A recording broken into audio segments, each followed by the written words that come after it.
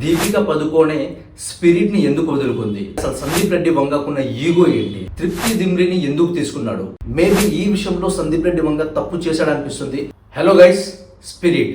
So Sandeep Reddy Vanga and Prabhas combination లో వస్తున్న ఈ మూవీలో ఇప్పటికే చాలా రూమర్స్ స్టార్ట్ అయిపోయినాయి. And especially Sandeep Reddy Vanga movie అంటే ఆ మాత్రం హంగామా అండ్ ఆ మాత్రం రూమర్స్, గాసిప్స్ అండ్ ఆ నెగిటివిటీ ఎప్పుడు ఉంటూనే ఉంటుంది.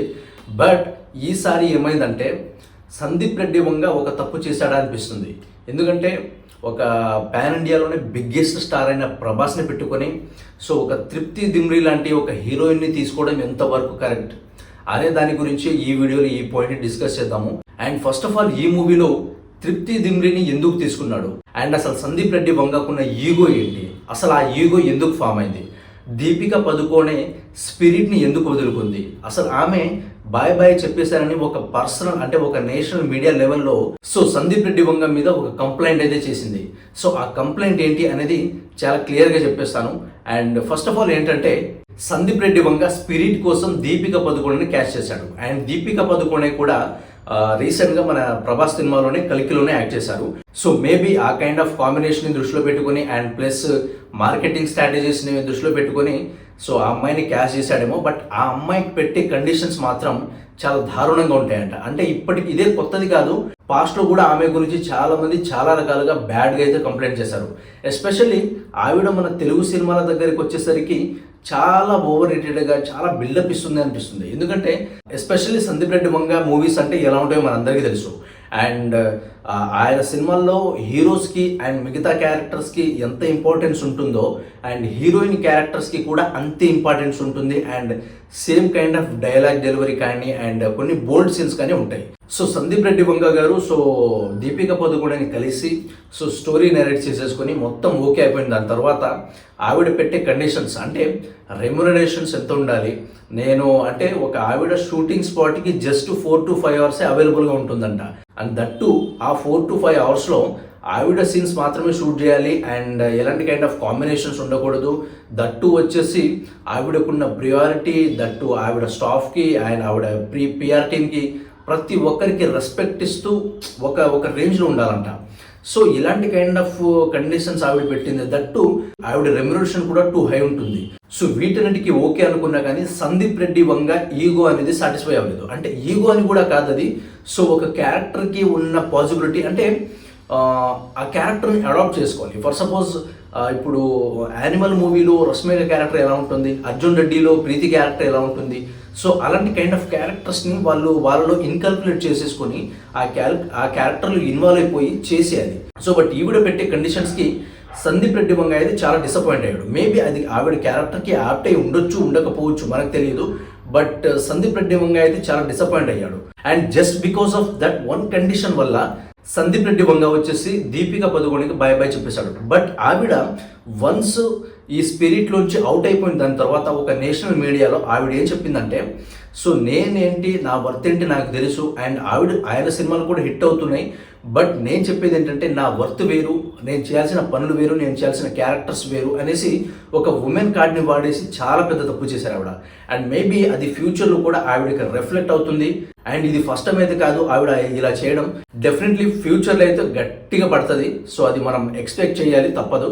అండ్ ఇప్పుడు స్పిరిట్ విషయానికి వస్తే స్పిరిట్లో సందీప్ రెడ్డి వంగ గారు దీపిక పదుకోనే ప్లేస్లో తృప్తి దిమ్రిని పెట్టారు. సో తృప్తి దిమ్రిని పెట్టడం ఎంతవరకు కరెక్ట్ అంటే నాకు కొంచెం అంటే కరెక్ట్ అనిపించట్లేదు. మేబీ ఆవిడ పర్ఫార్మెన్స్ బాగుంటుంది. మేబీ మనం యానిమల్ సినిమాలో చూసాం, యానిమల్ మూవీలో ఆవిడ ఉన్నంత వరకు ఒక love song that few bold scenes ఉంటాయి.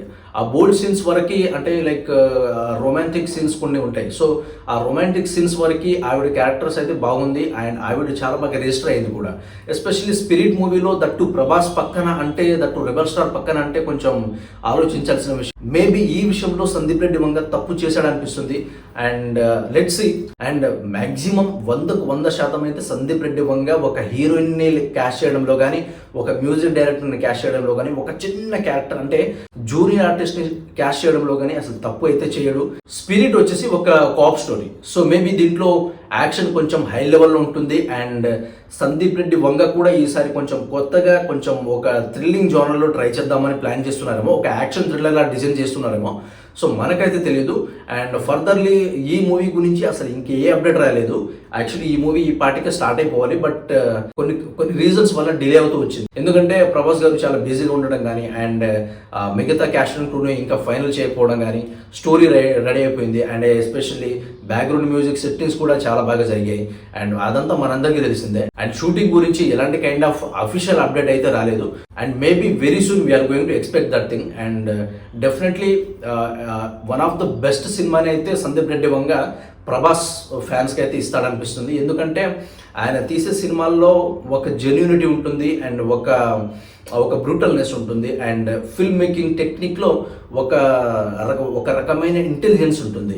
సో ఆ ఇంటెలిజెన్స్ని మనం డెఫినెట్లీ ప్రభాస్ సినిమాలో అయితే చూడగలం.